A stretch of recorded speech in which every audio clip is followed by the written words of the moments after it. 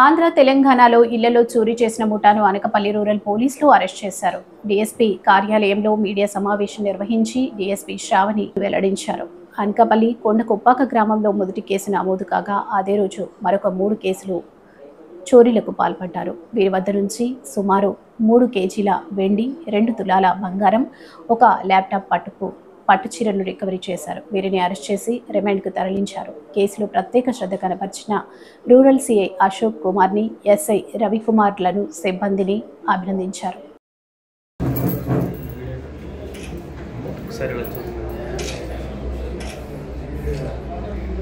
తెలంగాణ రాష్ట్రాల్లో వరుసగా జరిగిన ఇంట్లో చోరీల కేసులో ప్రధాన నిందితులుగా ఉన్న దొంగల ముఠాను అరెస్ట్ చేయడంలో ఈరోజు అనకాపల్లి జిల్లా పోలీసులు విజయం సాధించారు.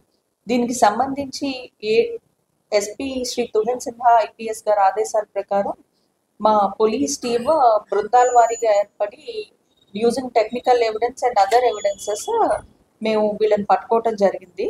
వీళ్ళు వచ్చేసి సిరీస్ ఆఫ్ అఫెన్సెస్ చేయడం జరిగింది. ఫస్ట్ అఫెన్స్ వచ్చేసి 1st ఆఫ్ మేకి 14 hours కొండకొప్పాక గ్రామంలో రిటైర్డ్ షిప్ యార్డ్ ఉద్యోగి శ్రీ మరుబాక సత్యనారాయణ గారి ఇంట్లో ఫస్ట్ అఫెన్స్ చేశారు.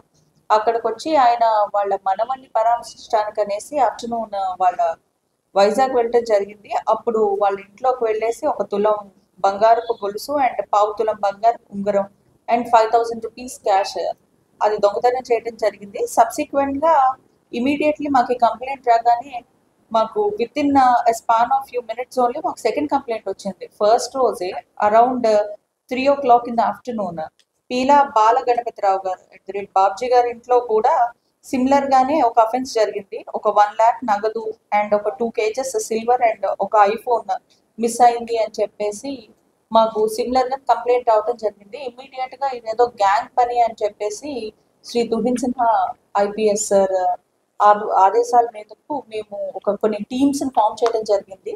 Under the leadership of CI Anakapalli rural Ashok and SI Ravi and SI Bhaskar Rao గారు చాలా బాగా వర్క్ చేశారు. ఇందులో ఏవైతే